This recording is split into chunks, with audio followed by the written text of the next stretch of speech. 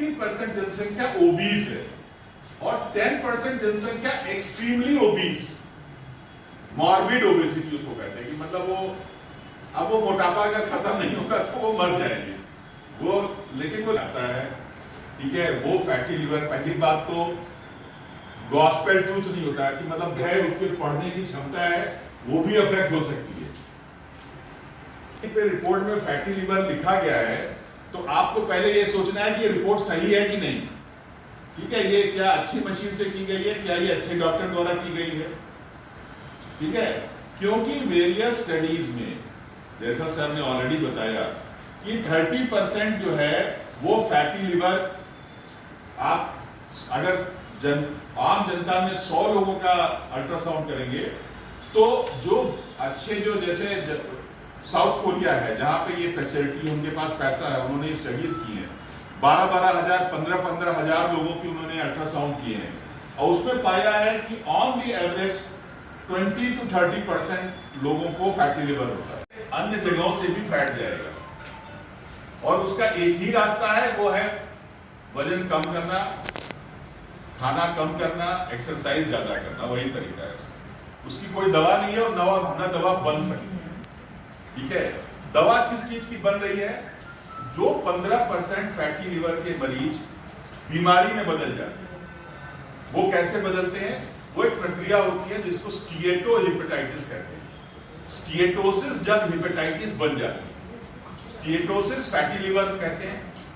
जब वो हेपेटाइटिस में बदल जाती है उसको स्टीएटोहेपेटाइटिस कहते हैं या शॉर्ट में नैश बोलते हैं, NASH इसको बोलता है, नॉन एल्कोहलिक स्टीएटोहेपेटाइटिस। तो जब ये चीज स्टीएटोहेपेटाइटिस में बदलती है तभी ये बीमारी का रूप लेती है और उस नैश कंडीशन के लिए दवाइयां मार्केट में बहुत रिसर्च चल रही है कि उस जो 15% पेशेंट जो बीमारी का रूप लेते हैं फैटी लिवर, उसको भी किसी तरीके से रोका जा सकता। तो इस पर बहुत सारा रिसर्च चल रहा है, लेकिन अभी तक कोई भी दवाई मार्केट में इस प्रक्रिया को बदलने के लिए नहीं आई। हम समझते हैं अल्कोहल के बारे में, जो कि एक बहुत बड़ा कारण है, उसको ऐश कहते हैं, अल्कोहलिक हेपेटाइटिस। वो एक बहुत आजकल हम समझते हैं कि बहुत कॉमन अल्कोहल या शराब का सेवन जो है ये एक फैशन हो गया है। मतलब जैसे जैसे हम लोग बढ़ते जा रहे हैं आगे, वैसे अल्कोहल का सेवन समाज में बढ़ता जा रहा है। जो यंगस्टर हैं, जो लड़के हैं, यंगस्टर हैं, जो थोड़ा सा मतलब पढ़ लिख लिए हैं, जो नौकरी पा गए हैं या थोड़ा शहरों में आ गए हैं, और खासकर गाँव वाले भी अल्कोहल को एक सोशल वो माना जाता है कि जो अगर अल्कोहल ले रहा है तो बड़ा हाई फाई है और अगर अल्कोहल नहीं ले रहा है तो गड़बड़ है। अल्कोहल का सेवन बढ़ गया समाज में। तो पहले जो लीवर सिरोसिस के कॉलेज होते थे, जब सर लोग रहे होंगे स्टूडेंट, या हम लोग भी जब MBBS में रहे होंगे, तो hepatitis B, hepatitis C number 1 होता है, ठीक है, लीवर को खराब करने में। और अभी के ज़माने में जो है हेपेटाइटिस B और हेपेटाइटिस को बहुत पीछे छोड़ दिया है अल्कोहल। अभी अगर हमारे वार्ड 10 पेशेंट सिरोसिस के एडमिट होते हैं तो उसमें 8 अल्कोहल के रहते हैं, 8। B और C एकदम बहुत ही डाउन हो गया है अल्कोहल के वजह से, ठीक है। और दूसरा जो मुख्य रीजन है वो है, वो समझ होता है NFLD, जो कि आपका डायबिटीज या मोटापे की वजह से होता है। अच्छा। तो लीवर खराब होने का जो मुख्य 3 रीजन हमारे सोसाइटी में है, उसमें नंबर 1 केस में अल्कोहल चल रहा है, जो हमारे वार्ड में एडमिट हो रहे हैं सीरियस डिजीज जो है। नंबर 2 पे अगर देखा जाए तो फैटी लीवर हो रहा है, जो कि मोटापे की वजह से, डायबिटीज से हो रहा है। 3 नंबर पे चला गया हेपेटाइटिस B और C, जो कि पहले नंबर 1 हुआ करता था। अल्कोहल का खास बात क्या है कि अगर अल्कोहल कोई लेता है 40 से 80 ग्राम पर डे, मेल में, पुरुष में 40 से 80 ग्राम पर डे अगर अल्कोहल लिया जाए, और फीमेल्स में जस्ट आधा, मतलब 20 से 40 ग्राम अगर पर डे लिया जाए, और कई सालों तक 5 से 10 साल लिया जाए, 15 साल लिया जाए, तब जाकर के लीवर सिरोसिस होता है। मेल में कितना है? मेल में 40 से 80 ग्राम अगर पर डे आप लेते हैं लगातार, 5 साल के ऊपर जाए, 10 साल तक तब होता है। फीमेल्स में आधा है, मतलब फीमेल्स को सिरोसिस होने का और डर है। मतलब अगर एक आदमी जितना दारू पी रहा है, औरत उसका आधा पिएगी तो उसका लीवर खराब हो जाएगा। तो 42% में आप डाइल्यूट करिएगा, ठीक है। अब इसमें क्या है कि अगर सब लोग अल्कोहल ले रहे हैं, जो लोग अल्कोहल ले रहे हैं, अगर डेली अल्कोहल ले रहे हैं, 70 से 80% का लीवर डैमेज कभी नहीं होगा। खास बात है, अगर हम 100 लोग को रोज दारू पिलाएं, एक खंभा पिलाएं, 10 साल तक पिलाएं, 20 साल तक पिलाएं, 80 लोग कभी मरेंगे नहीं। इसलिए लोग मरते नहीं ना, इतना लोग दिख रहे हैं तो दुनिया साफ हो जाती है। 20% लोग जो है लीवर डैमेज करते हैं। अब कौन उसमें आएगा, कौन 80 में जाएगा, कौन 20 में जाएगा, कोई नहीं अंतर है। क्योंकि कोई जानता नहीं कि हम 20 में गिरेंगे या 80 में गिरेंगे। नहीं हम सब नहीं। जैसे मान लीजिए अगर हम लोग सब लोग शराब पी रहे हैं, इसमें कौन बैड लक वाला है कि 20% में गिरेगा, मतलब लीवर खराब हो जाएगा। जो देसी वाला पिएगा, देसी में नहीं, देसी में पॉइजनिंग वगैरह होगी, लीवर नहीं डैमेज होगा। थोड़ा ये गॉड गिफ्टेड है। यहाँ पे एक चीज हम और बताएंगे आपको कि देखिए लिवर डैमेज कभी भी एक कारण से नहीं होता है। आमतौर पर इसमें मल्टीपल कारण होते हैं। जेट की बनावट भी होती है, आपका खान पान भी होता है कि आप उसको नमक से पी रहे हैं या अच्छे डाइट के साथ, रिच डाइट के साथ ले रहे हैं, ठीक है। अच्छा, और आप जो है वो कितनी फ्रीक्वेंटली पी रहे हैं, ठीक है, और ऑब्वियसली कितनी मात्रा में पी रहे हैं।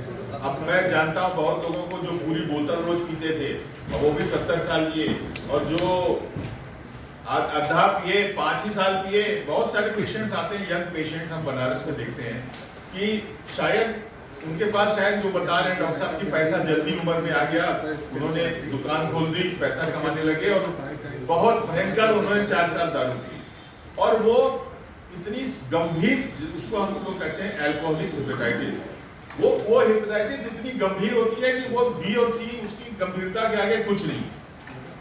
और वो अभी भी हमें लगता है कि कम से कम 2 मरीज तो मिनिमम होंगे उस अल्कोहलिक हेपेटाइटिस के हमारे वार्ड में, और पूरे हॉस्पिटल बनारस में कितने होंगे ये आप सोच सकते हैं।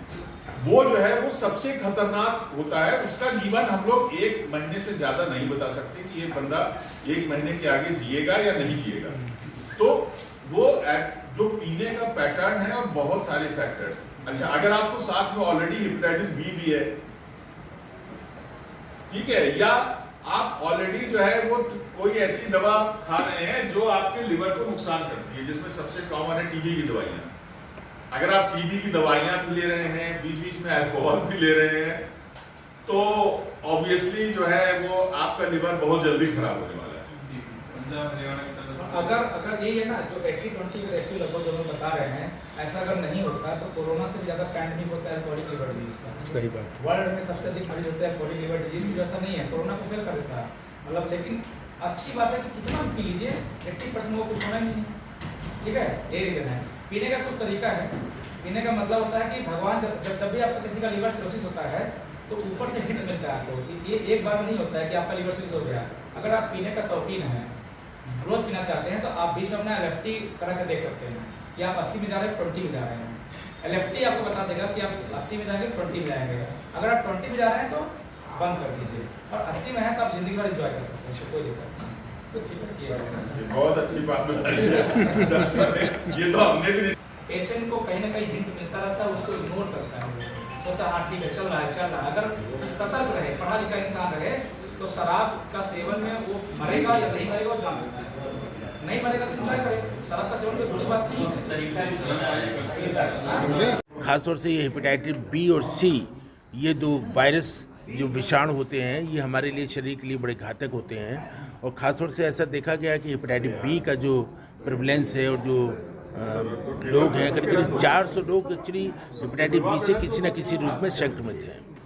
और हमारे हिंदुस्तान में करीब 4 से 5% लोग जो हैं अभी भी हेपेटाइटिस बी से संक्रमित हो रहे हैं। उसकी वजह क्या है कि इससे अगर आप देखें कि कैसे फैलता है ये, तो जैसे कि अगर एक गर्भवती महिला है, वो अपने बेबी को, अगर वो पॉजिटिव है तो वो अपने बेबी को उसको ट्रांसमिट कर सकती है।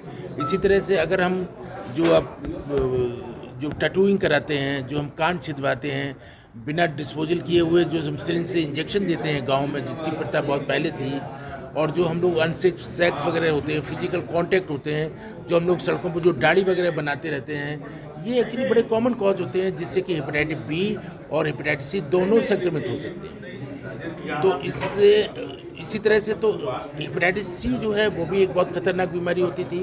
करीब 200 मिलियंस लोग वर्ल्ड में इससे अफेक्टेड होते थे, और वो उन लोगों को खास तौर से होती थी जो ड्रग एब्यूज लेते थे। इसलिए आपने देखा होगा कि हेपेटाइटिस सी खासतौर से पंजाब में बहुत होता था, क्योंकि हमारे देश में सबसे ज़्यादा जो आईवी ड्रग एब्यूज होता है वो पंजाब में या नॉर्थ इंडियन स्टेट में होता था। तहाँ पे ये हेपेटाइटिस बी और सी ज़्यादा होती थी। डॉक्टर साहब, इसके शुरुआती लक्षण क्या होते हैं, कैसे पता करें कि आपको इस तरह का रोग होने वाला है? वायरल हेपेटाइटिस जो होती है, पर्टिकुलरली हेपेटाइटिस बी, सी या ई जो भी हो, शुरुआत में तो क्या होता है कि पेशेंट को हेपेटाइटिस के लक्षण में जैसे पेशेंट को हल्का बुखार आएगा, पेशेंट को बॉडी एक होगा, नौजिया होगा, उसको उल्टी जैसा लगेगा और पेशेंट को पूरी बॉडी में दर्द वगैरह होगा।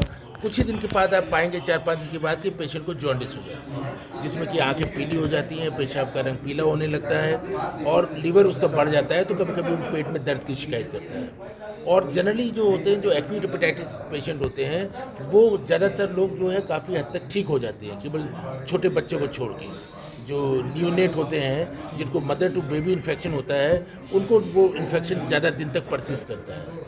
और जो लोग इनमें 5 से 10% लोग जो हैं जो नहीं ठीक हो पाते हैं, वो आगे चल के उनको जलोदर की बीमारी हो जाती है, जिसको हम सिरोसिस बोलते हैं। ये एडवांस डिसीज होती है जिसमें कि रोगी को पेट में पानी आ जाता है, पैरों में सूजन हो जाती है, पेशेंट को जॉन्डिस हो जाती है और पेशेंट को भूख नहीं लगती है, उसका वेट कम होने लगता है और ख़ासतौर से ऐसे लोगों को आगे चल के लिवर कैंसर होने का खतरा हो जाता है। लिवर कैंसर का सबसे बड़ा जो कॉज होता है वो हेपेटाइटिस बी और सी ही है। आजकल खासतौर से मतलब भले ही हम लोग वर्ल्ड हेपेटाइटिस डे मना रहे हैं, जो कि हम लोग ब्लूमबर्ग जो वैज्ञानिक थे जिन्होंने सबसे पहले बी की खोज की थी 1965 में, एक्चुअली उनको कमेमोरेट करने के लिए, चूँकि उनकी बर्थडे आज के दिन पड़ती है, पूरे संसार में जितने जो लाइक माइंडेड हेपेटोलॉजिस्ट थे उन्होंने ये डिसाइड किया कि जिस महान व्यक्ति ने जिसकी खोज की और जिसकी वजह से हम लोग यहाँ तक पहुँचे, कम से कम जानकारी है, उसको कमेमोरेट करने के लिए हम लोग उनकी याद में एक वर्ल्ड हेपेटाइटिस डे मनाए।